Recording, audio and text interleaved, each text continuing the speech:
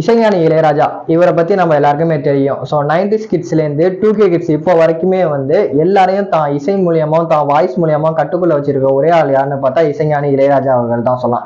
So almost எல்லாருக்குமே புரியுற மாதிரி சொன்னோம்னா காப்பிரைட் இளையராஜா அப்படின்னு சொல்லலாம். நான் ஏன் காப்பிரைட் இளையராஜா அப்படின்னு சொல்லணுங்கிறத வந்து நான் இந்த வீடியோவில் வந்து சொல்லுவேன். ஸோ அதனால வந்து நீங்க இந்த வீடியோ வந்து ஸ்கிப் பண்ணாம பாருங்க.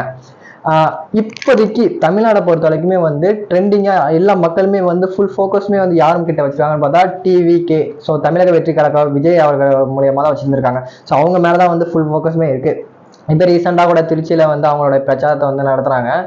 ஸோ இது ஒரு பக்கம் நடந்துட்டு இருக்கிறப்ப இன்னொரு பக்கம் பார்க்கும்போது இசைஞானி இளையராஜா காப்பிரைட் இளையராஜா அவங்களுக்கு வந்து ஒரு பாராட்டு விழா வந்து நடத்தி இருந்திருக்காங்க. ஸோ அந்த பாராட்டு விழா இது வந்து சினிமா இண்டஸ்ட்ரியில பார்க்கும்போது பாராட்டு விழா நடத்துறது அப்படிங்கிறது வந்து நார்மலான விஷயம் தான். அண்ட் இதுல வந்து இசைஞானி அப்படிங்கிறப்போ அவருக்கு பாராட்டு விழா நடத்துறது ஓகே நார்மல். அவருடைய இதுல வந்து அவர் நல்லாவே இது பண்ணியிருந்திருக்காரு. ஸோ அதனால வந்து நார்மலான ஒரு விஷயம் அப்படின்னு சொல்லலாம். அண்ட் இந்த பாராட்டு விழாவில் யாரார் கலந்துருக்காங்கன்னா நம்ம தமிழகத்தோடைய சிஎம்மான மு.க. ஸ்டாலின் அவர்கள் வந்து கலந்துருந்திருக்காரு. அண்ட் உலகநாயகன் கமலஹாசன், அப்புறம் வந்து சூப்பர் ஸ்டார் ரஜினிகாந்த், இவங்க எல்லாருமே கலந்துருந்திருக்காங்க.